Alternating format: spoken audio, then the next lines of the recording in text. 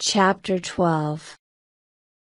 She had fallen asleep where she lay, without undressing, and her first conscious thought was that the storm had returned. She was awake immediately, and she waited for the sound that had woken her to come again. It came in a moment, a handful of earth thrown against the window from the yard outside. It was Jim Merlin standing below in the yard. He whispered up to her, "Come down to the door here, and open it for me." She shook her head. "I can't, I'm locked in my room." He looked back at her, confused, and examined the house as if it might offer some solution of its own. He ran his hand along the wall, feeling for old nails that might once have been used for training climbing plants, and would now give him a foothold of a sort. Swinging himself up to the low roof over the front door, he was able to pull himself up to the level of her window. "I shall have to talk to you here," he said. "Come closer where I can see you." She knelt on the floor of her room, her face at the window, and they looked at each other without speaking. He looked tired, and his eyes were hollow like those of one who has not slept. There were lines around his mouth that she had not noticed before, and he did not smile. "I'm sorry," he said at last. "I left you alone without excuse at Launceston on Christmas Eve. You can forgive me or not. But the reason for it, that I can't give you." "I'm sorry." She was hurt by his manner. His coldness upset her, and she hoped that he could not see the disappointment in her face. He did not even ask how she had returned that night. "Why are you locked in your room?" Her voice was flat and dull when she replied. "My uncle fears that I may wander in the passage and discover his secrets." "Where is he?" "He's going to spend the night in the kitchen. He's afraid of something, or someone. The windows and doors are barred, and he has his gun." Jim laughed bitterly. "I don't doubt he's afraid. He'll be even more frightened before many hours have passed, I can't tell you that. I came here to see him, but if he is sitting there with a gun across his knee I shall come again tomorrow, when the shadows have gone. Tomorrow may be too late." "What do you mean?" "He intends to leave Jamaica in tonight." "Are you telling me the truth?" "Why should I lie to you now?" Jim was silent. The news had clearly come as a surprise to him. She was thrown back now on her old suspicion of him. He was the visitor expected by her uncle, and therefore hated by him and feared. The face of the peddler returned to her, and his words, that had stung Joss Merlin to anger, "Listen here, Joss Merlin, do you take your orders from someone above you? The man whose brains made use of the landlord's strength, the man who had hidden in the empty room." Leaning forward suddenly, he looked into her face and touched the long cut that ran from her forehead to her chin. "Who did these?" he said, turning now to the mark on her cheek. She paused a moment, and then answered him. I got them on Christmas Eve. The look in his eye told her that he understood, and had knowledge of the evening, and because of it was here now at Jamaica Inn. You were with them, on the shore? He whispered. Why did you go with them? They were crazy with drink. I don't think they know what they were doing. I could no more have stood against them than a child. There were 10 of them or more, and my uncle. He led them. He and the peddler. If you know about it, why do you ask me? Don't make me remember. I don't want to remember. How much did they hurt you? You can see for yourself. I tried to escape and I hurt my side. They caught me again, of course. They tied my hands and feet, and tied a cloth over my mouth so that I could not cry out. I saw the ship come through the darkness, and I could do nothing, alone there in the wind and the rain. I had to watch them die. She stopped, her voice trembling, her face in her hands. He made no move towards her, and she felt him far from her, wrapped in secrecy. She felt lonelier than ever. Was it my brother who hurt you most? He said after a while. It was too late, it did not matter now. I've told you he was very drunk. You know, better than I perhaps, what he can do then. Yes, I know. He paused for a moment, and then he took her hand. He shall die for this. His death will not bring back the men he has killed. I'm not thinking of them now. If you're thinking of me, don't waste your sympathy. I can deal with it in my own way. I've learned one thing, to depend on myself. What do you intend to do? He expects me to go with him, and Patience as well. If I asked you to do something, how would you answer me? He smiled then, for the first time, as he had done in Launceston, and her heart warmed, encouraged at the change. How can I tell? He said. I want you to go away from here. I'm going now. No, I mean away from the moors, away from Jamaica and I want you to tell me you won't return here. I can stand up against your brother, I'm in no danger from him now. I don't want you to come here tomorrow. Please promise me you'll go away. What have you got in mind? Something which does not concern you, but might bring you into danger. I can't say any more. I would rather you trusted me. Trust you? Of course, I trust you. It's you who won't trust me, you little fool. He laughed silently, and bent down to her, putting his arms round her, and kissed her then as he had kissed her in Launceston, but with anger. Play your own game by yourself, then, and leave me to play mine. If you must be a boy, I can't stop you, but keep that face, which I have kissed and shall kiss again, away from danger. You don't want to kill yourself, do you?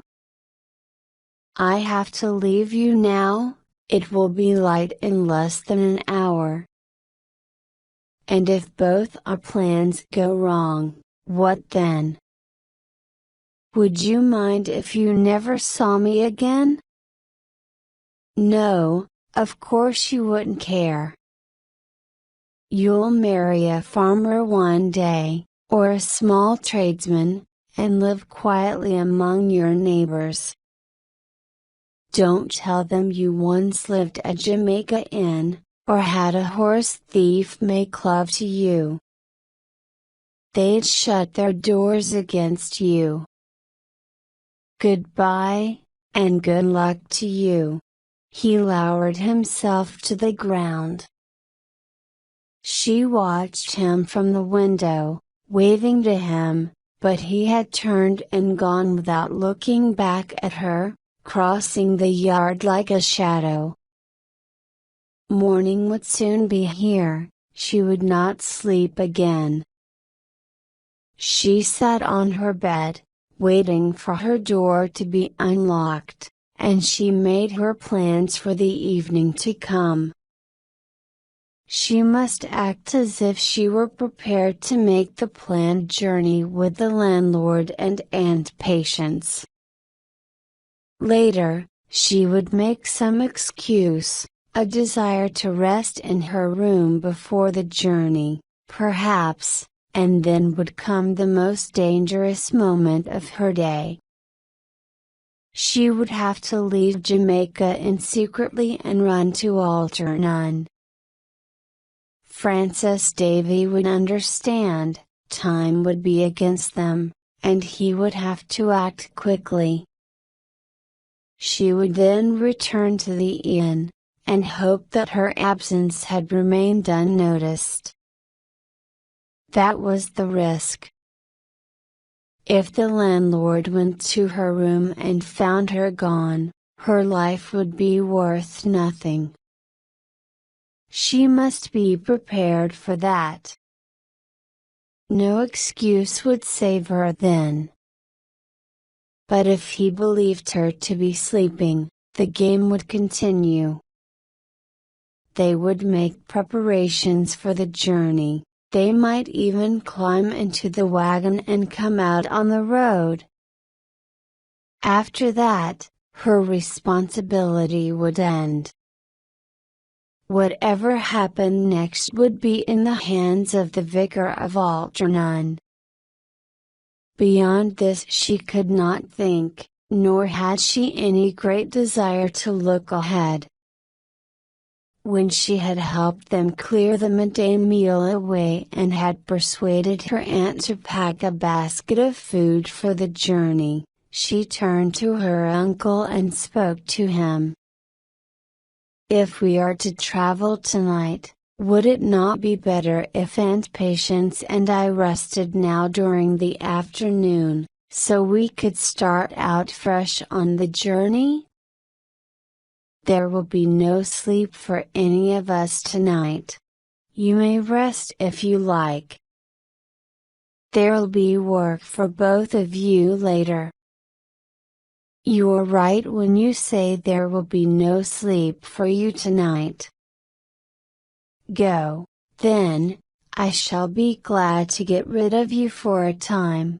Mary entered her own little room and closed the door, turning the key. Her heart beat fast at the thought of adventure. It was nearly 4 miles to Orphan by road, but she could walk the distance in an hour. If she left Jamaica Inn at 4 o'clock, when the light was failing, she would be back again soon after 6, and the landlord would be unlikely to come to wake her up before 7. She had 3 hours, then, in which to play her part. She would climb out of the window and drop to the ground, as Jim had done.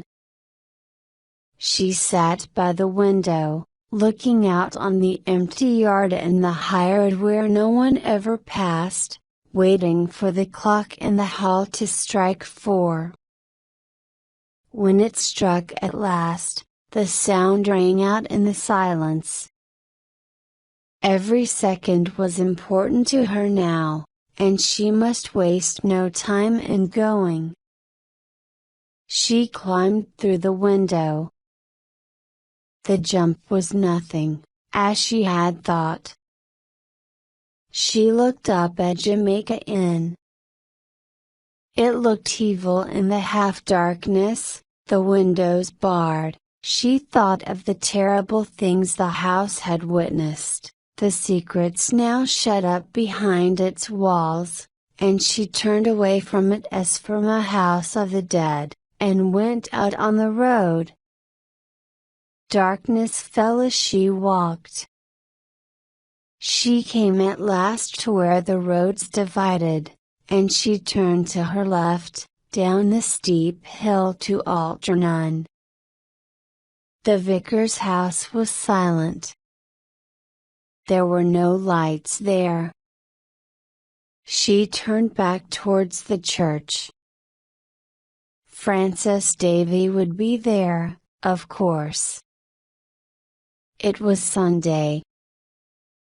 She stopped for a moment, uncertain what to do.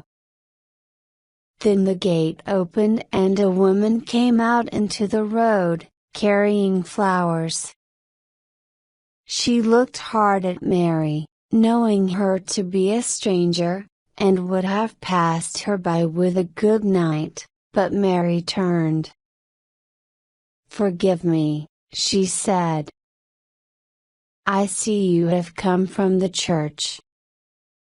Can you tell me if Mr. Davy is there?" "No, he is not," said the woman, and then, after a moment, "Did you want to see him?" "Very urgently," said Mary. "Can you help me?" The woman looked at her strangely, and then she shook her head firmly. "I'm sorry," she said. The vicar's away. He went to hold a service in another village, many miles from here. He is not expected back in Algernon tonight. Chapter 13. At first, Mary looked at the woman in disbelief. "But that's impossible. Surely you're mistaken? The vicar has left. He rode away after dinner. I ought to know, I am his housekeeper." Mary wondered hopelessly what she could do now. To come to Algernon and then return without help to Jamaica Inn was impossible. She could not place confidence in the village people, nor would they believe her story. She must find someone with power, someone who knew something of Jos Merlin and Jamaica Inn. "Who is the nearest magistrate?" she said at last. The woman considered the question. "Well, the nearest would be Mr. Bissett over at North Hill, and that must be over 4 miles from here. Perhaps more, perhaps less. I can't say for certain, for I've never been there." "You surely don't intend to walk out there tonight?" "I must. There is nothing else for me to do. I must waste no time, either. I'm in great trouble now, and only your vicar or a magistrate can help me. You'd better stay here and wait for the vicar, if you can." "That's impossible," said Mary, "but when he does return, could you tell him perhaps that—" "But wait, if you have pen and paper, I'll write him a note of explanation." "That would be better still. Come into my house here, and you may write what you like. I can take the note to his house." Mary followed the woman to her house. Time was slipping away fast. Her uncle would take warning from the fact that she had run away, and leave the inn before the intended time. And then her effort would have been for nothing. Mary wrote with the speed of hopelessness. Then she folded the note and gave it to the woman by her side. So she set out on a walk of 4 miles or more to North Hill. She had placed such trust in Francis Davy that it was hard to realize that he had failed her. He had not known, of course, that she needed him.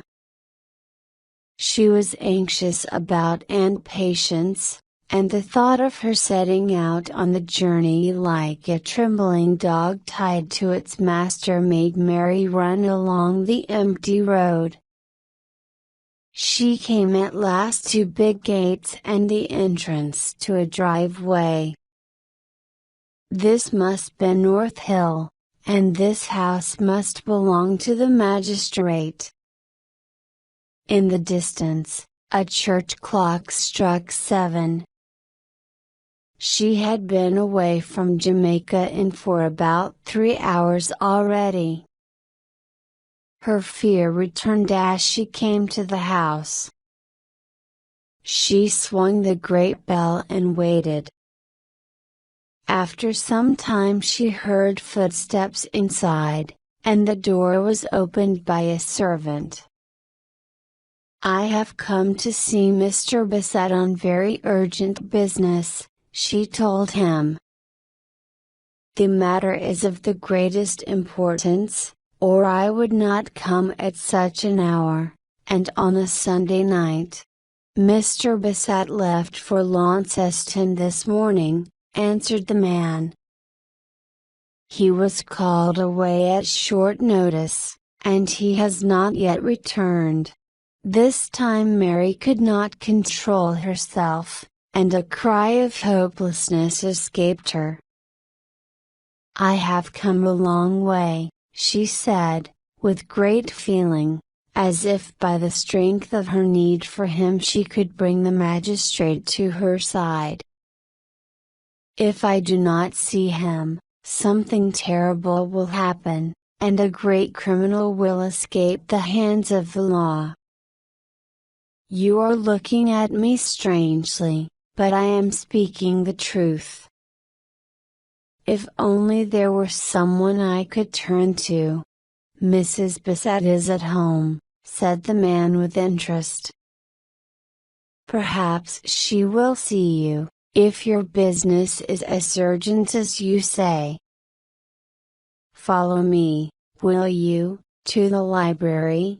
Mary crossed the hall in a dream, knowing only that her plan had failed again, through chance alone, and that she was now powerless to help herself. The library, with its bright fire, seemed unreal to her, and her eyes were not used to the light that met them. A woman, whom she recognized immediately as the lady who had bought the horse in Launceston Market Square, was sitting in a chair in front of the fire. She looked up in surprise when Mary was shown into the room. Mrs. Bassett rose to her feet. "What can I do for you?" she said kindly. "You look pale and tired. Won't you sit down?" Mary shook her head impatiently. "Thank you, but I must know when Mr. Bassett is returning home." "I have no idea," replied his wife. "He had to leave this morning at a moment's notice, and, to tell you the truth, I am really anxious about him. If this innkeeper decides to fight, as he is certain to do, Mr. Bassett may be wounded, in spite of the soldiers." "What do you mean?" said Mary quickly. He has set out on a highly dangerous piece of work. Your face is new to me, and I suppose you are not from North Hill, or you would have heard of the man Merlin who keeps an inn on the Bodmin Road.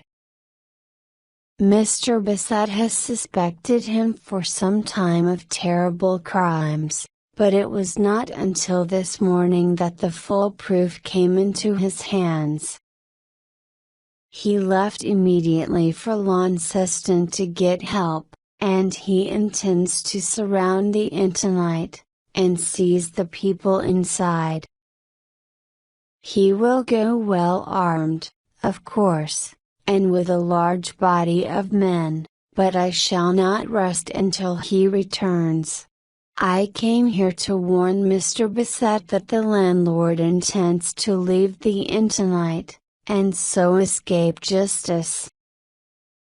I have proof of his guilt, which I did not believe Mr. Bassett to possess.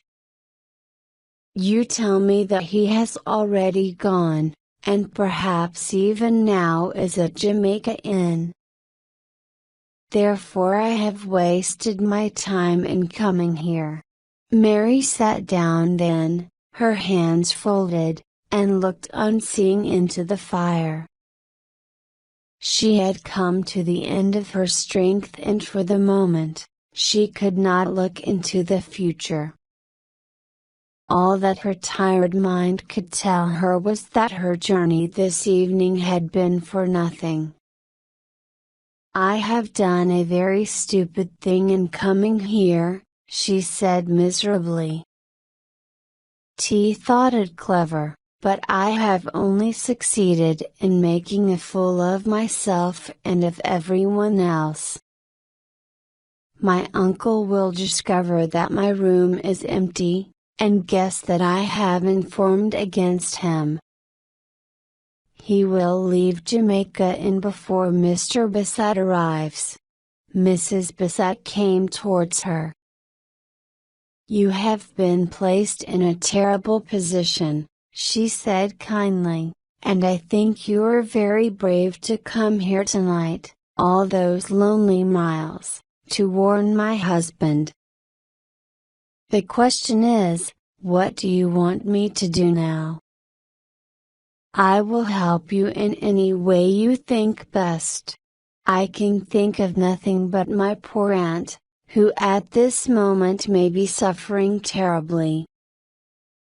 I must know what is happening at Jamaica Inn, if I have to walk back there myself tonight. But you cannot possibly walk back there now, alone. I will order the carriage, and Richards will go with you. He can be trusted completely, and will carry guns for your protection. If there is fighting in progress, you need not go near the inn until it is over. In a quarter of an hour, the carriage drove up to the door, with Richards in charge. Mary recognized him as the servant who had ridden with Mr. Bassett to Jamaica Inn before.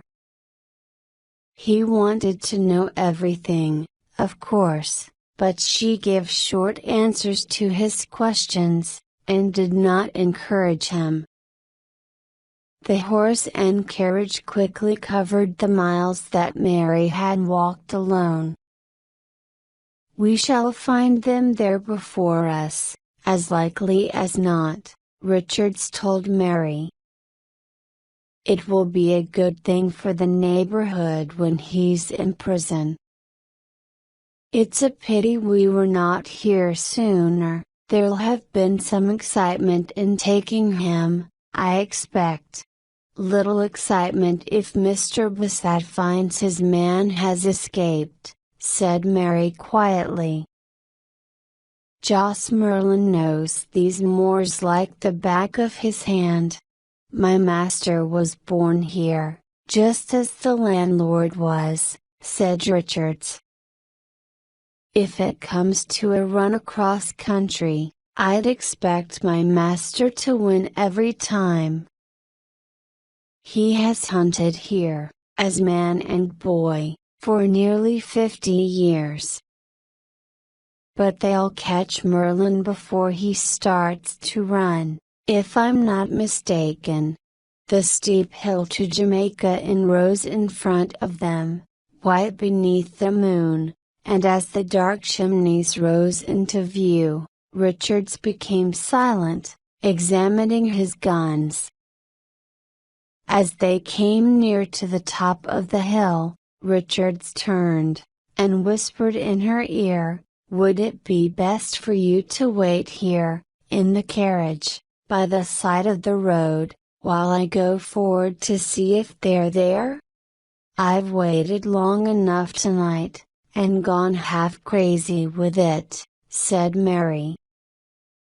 "I'd rather meet my uncle face to face than stay behind here, seeing and hearing nothing. It's my aunt I'm thinking of. She's as harmless as a child, and I want to take care of her if I can. Give me a gun and let me go. I won't take any risks, I promise you." She went forward, then held her gun in front of her and looked round the corner of the stone wall into the yard. It was empty. The stable door was shut. The inn was as dark and silent as when she had left it nearly 7 hours before. The windows and the door were barred. There were no wheel marks in the yard, and no preparations for escape. She crept across to the stable and laid her ear against the door. She waited a moment, and then she heard the horse move restlessly. She heard his feet on the stone floor. Then they had not gone, and her uncle was still at Jamaica Inn. Her heart sank, and she wondered if she should return to Richards and wait until the magistrate and his men arrived. Surely, if her uncle intended to leave, he would have gone before now? He might have changed his plans and decided to go on foot, but then Aunt Patience could never go with him. Mary went round the corner of the house. She came to where a crack of light would show through the kitchen window shutter. There was no light. She laid her hand on the handle of the door. It turned, to her surprise, and the door opened.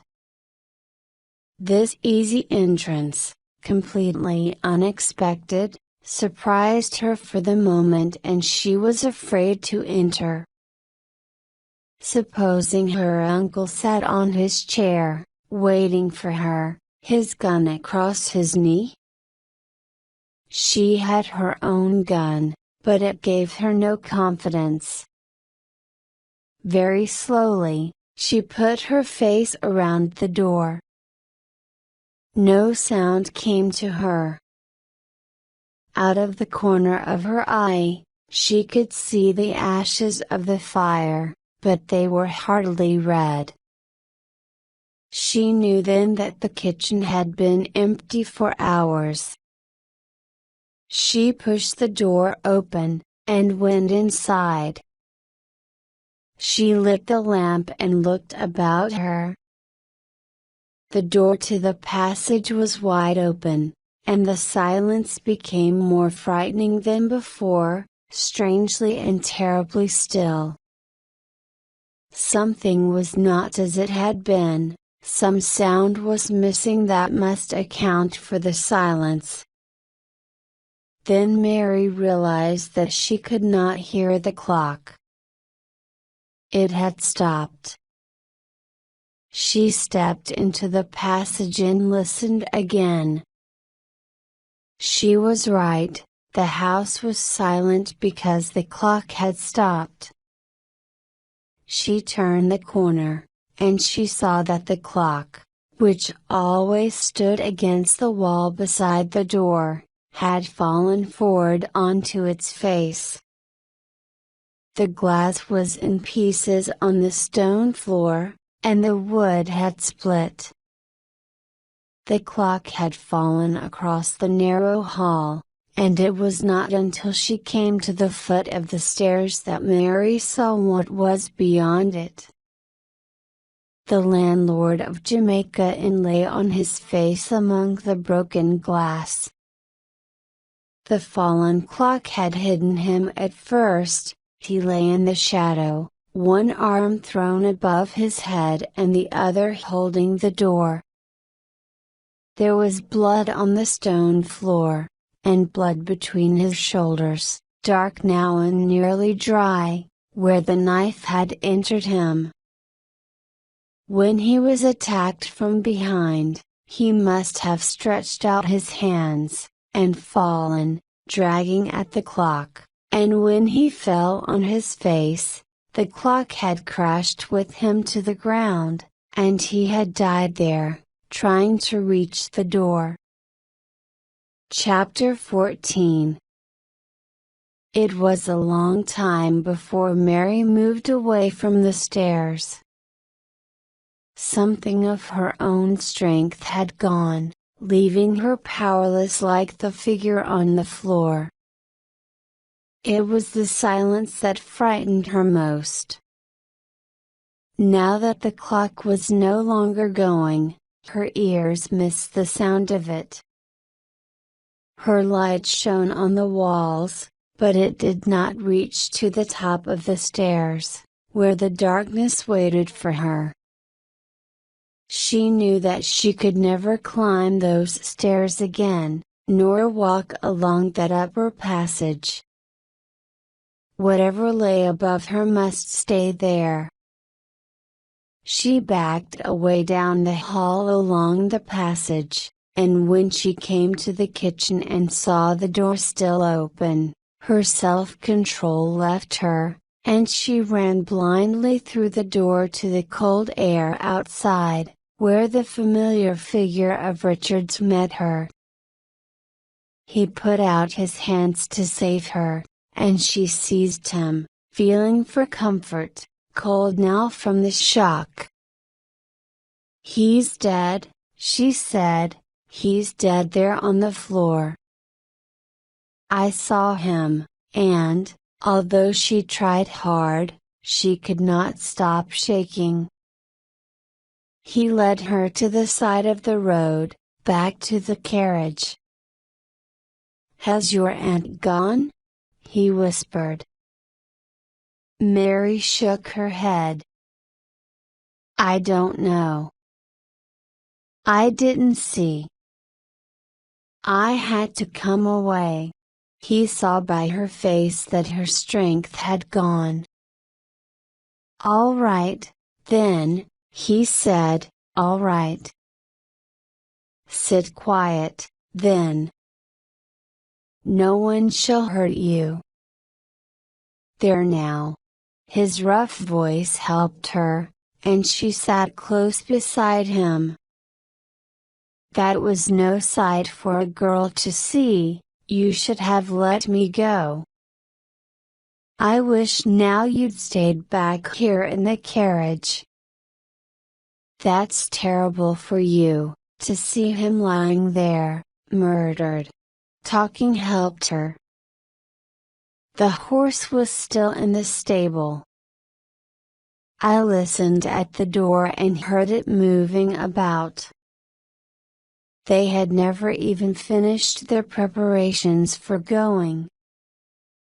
The kitchen door was not locked, and there were packages on the floor there, ready to load into the wagon. It must have happened several hours ago. "I don't know what the magistrate is doing," said Richards. "He should have been here before this. You should tell your story to him." "There's been bad work here tonight." They fell silent, and both of them watched the road. "Who could have killed the landlord?" said Richards, confused. "He can deal with most men, and should have been able to defend himself." "There were plenty who might have done it, though if ever a man was hated, he was." "There was the peddler," said Mary slowly. "I'd forgotten about him." It must have been him, breaking out from the locked room. She seized on this idea, to escape from another, and she retold the story, eagerly now, of how the peddler had come to the inn the night before. It seemed then that the crime was proved, and there could be no other explanation. "He'll not run far before the magistrate catches him," said Richards. "No one can hide on these moors, unless he's a local man, and I've never heard of Harry the peddler before." But then, they came from every hole and corner in Cornwall, Joss Merlin's men.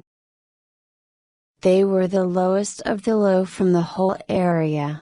He paused, and then, "I'll go to the inn, if you would like me to, and see for myself whether he has left any tracks behind him." There might be something. Mary seized hold of his arm. "I don't want to be alone again," she said quickly. "Think me a fool if you will, but I couldn't bear it. If you had been inside Jamaica in tonight, you would understand.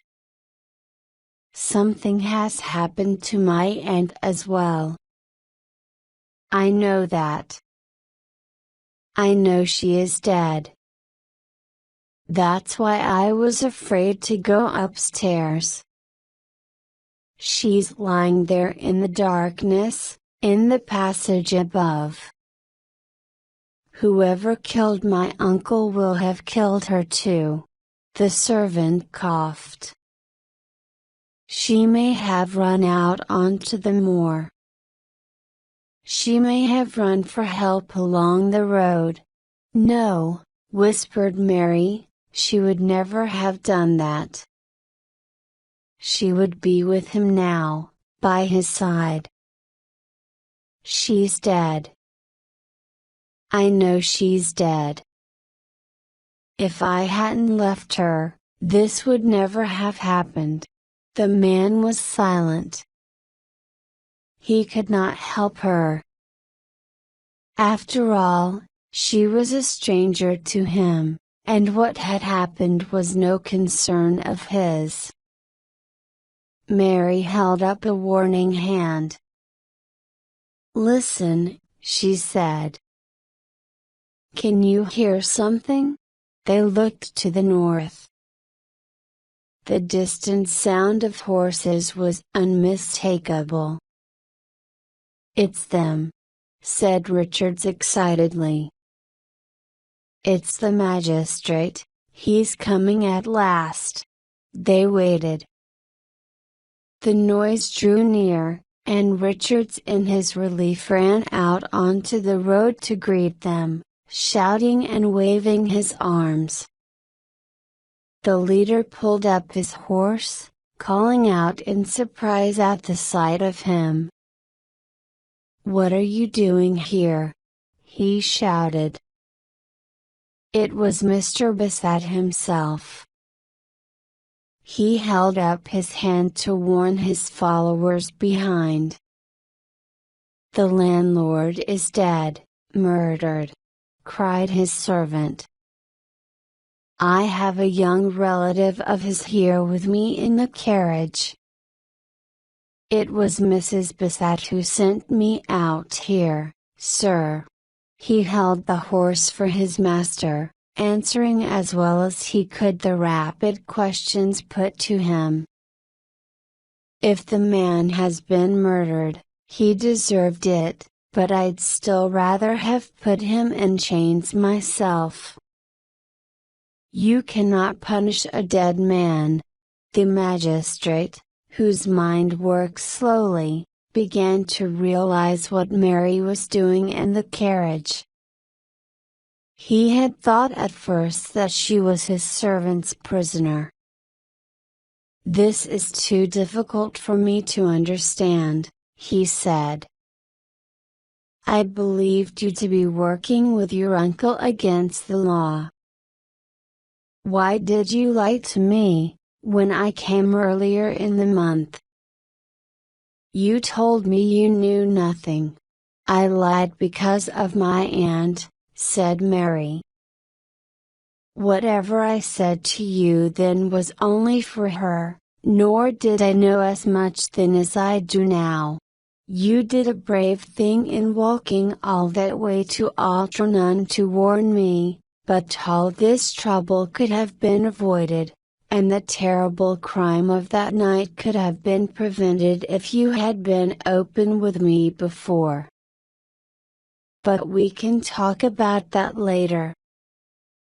I must ask you to wait in the yard." He led his men round the back, and before long, the dark and silent house seemed to come to life.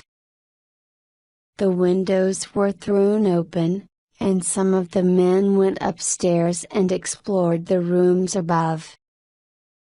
Someone called sharply from the house. After a time the magistrate himself came out into the yard and walked over to the carriage. "I'm sorry," he said. "I have bad news for you." "Perhaps you expected it." "Yes," said Mary. "I don't think she suffered at all. She was lying just inside the bedroom at the end of the passage. Killed with a knife, like your uncle. She could have known nothing. Believe me, I'm very sorry. I wish I could have kept this from you." He stood by her awkwardly, and then, seeing that Mary was better left alone, he walked back across the yard to the inn. Mary sat without moving and prayed in her own way that Aunt Patience would understand what she had tried to do, and would forgive her and find peace now, wherever she might be. Once again, there was excitement in the house, shouting and the sound of running feet. There was a crash of splitting wood and the shutters were torn away from the windows of the locked room, which no one, it seemed, had entered until now. Then round the corner of the yard they came, 6 or 7 of them led by the magistrate, holding among them something that fought to escape. "They've got him." "It's the murderer!" shouted Richards. The prisoner looked up at her, his face and clothes dirty. It was Harry the Badger. "What do you know of this man?" the magistrate said to Mary. "We found him in the locked room there, lying on the floor. He says he knows nothing of the crime. He was one of the company," said Mary slowly, "and he came to the inn last night and quarreled with my uncle. My uncle aimed a gun at him, and locked him up in the locked room, threatening him with death. He had every reason to kill my uncle, and no one could have done it except him. He is lying to you. But the door was locked. It took 3 of us to break it down from the outside. This man had never been out of the room at all. Look at his clothes, look at his eyes, blinded still by our light. He's not your murderer. Mary knew then that what Mr. Bassett had said was the truth. Harry the peddler could not have done the murders. We'll have him in prison, in spite of that, and hang him too, if he deserves it, which I'll swear he does. But first he shall give us the names of his companions. One of them has killed the landlord, you may be sure of that, and we'll track him down if we have to set every dog in Cornwall on his heels. They dragged the peddler away, swearing and begging them to let him go, turning his rat's eyes now and again on Mary, who sat above him in the carriage a few yards away. She neither heard his curses nor saw his ugly narrow eyes. She remembered other eyes that had looked at her that morning, and another voice that had spoken calmly and coldly, saying of his brother, "He shall die for this."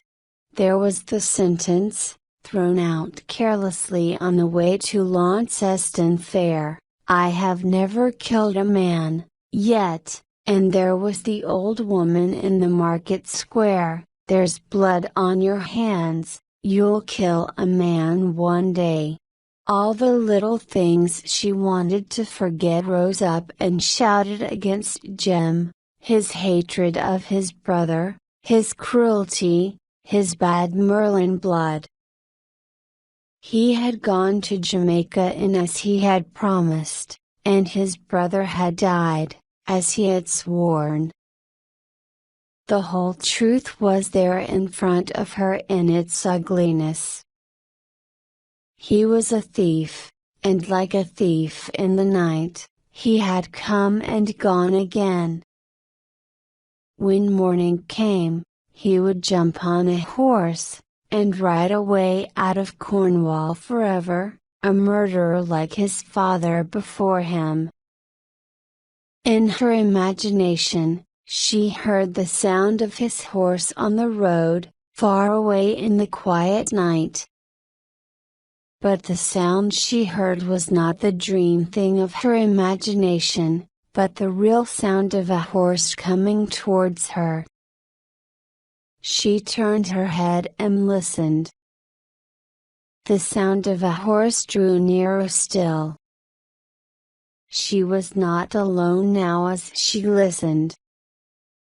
The men looked towards the road, and Richards went quickly to the inn to call the magistrate.